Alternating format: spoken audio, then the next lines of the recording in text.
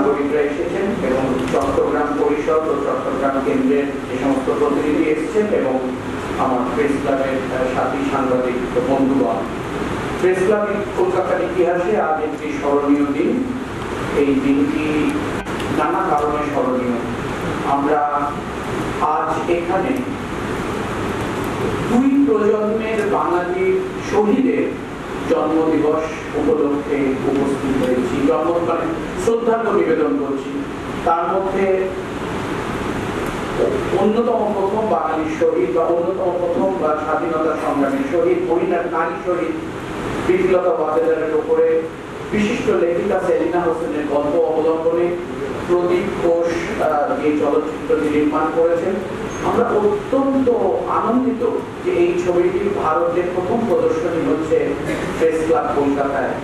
যে press club Kolkata আমরা মনে করি শুধুমাত্র সাংবাদিকদের একটি প্রতিষ্ঠান নয়, এটি সমাজ, শিল্প, সংস্কৃতি, সাহিত্যের একটি পীঠস্থান হিসেবে মাথা তুলে দাঁড়ায়।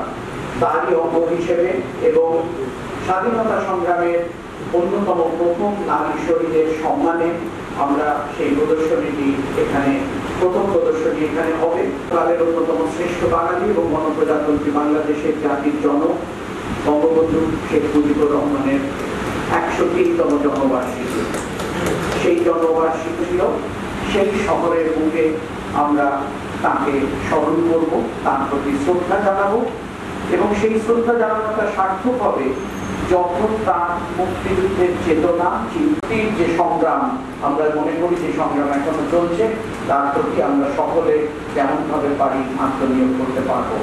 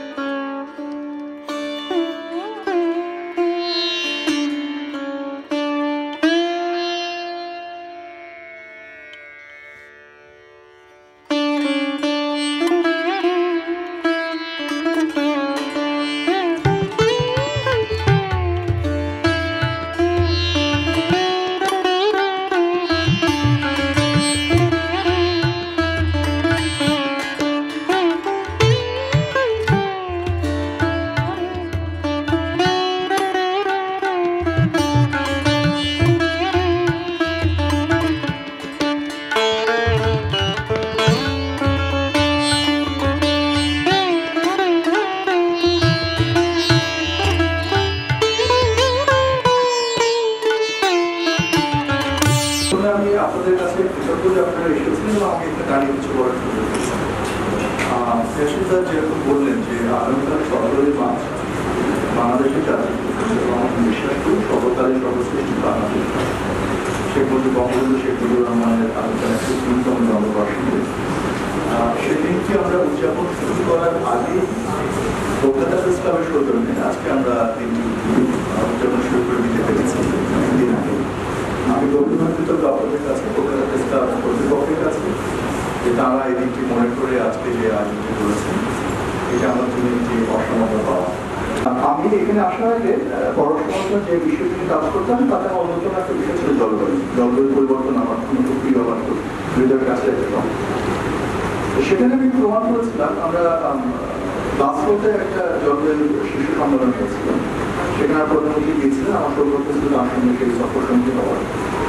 তো সেখানে আমি আমার প্রধানমন্ত্রীকে কিছু করতে পেরেছিলাম যে জলবায়ু পরিবর্তন ব্যাপারটা নারীদের এগিয়ে, নারীদের লিডারশিপটা দরকার। কারণ ইনহেরেন্টলি বাই নেচার নারীরা অনেক বেশি শক্তপোক্ত, নেচার তাদের তৈরি করেছে সবসময় শক্তপোক্ত, অনেক বেশি রেজিলিয়েন্স দিয়ে। এবং যখন একটা জলবায়ু পরিবর্তন যখন ঘটে, যখন একটা একটা দুর্যোগ হয়, একটা ঝড় হয়, একটা জলোচ্ছ্বাস হয়, নারীরা যাতে last to leave their home for the shelter, তারা সবকিছু গুছিয়ে সবকিছু করে তারা আশ্রয় কেন্দ্র যেগুলো আছে, আমাদের বাংলাদেশে কিছু আশ্রয় কেন্দ্র আছে, তারা সবকিছু পরে আশ্রয় কেন্দ্রে যান, বাড়ি সবকিছু ঠিকঠাক করে গরুটা ছাগলটা গেল কিনা, ভাতের বাড়িটার সঙ্গে নিলাম কিনা, এটা করে তারা যান। তারা এসে আবার ঠিকঠাক করে রাতের জন্য ভাত রান্না করতো, যারা সেটা করেন বাচ্চাদের পড়ার বইগুলো তারাই ফেরত নিয়ে আসে। এই জন্য আমরা চেষ্টা করে জলবায়ুর যে ডিক্লারেশনটা হয় সেই ডিক্লারেশনে আমরা একটা লাইন ঢুকাতে পেরেছিলাম যে উইমেন লিডারশিপে আলাদাভাবে রিকগনাইজ করতে হবে।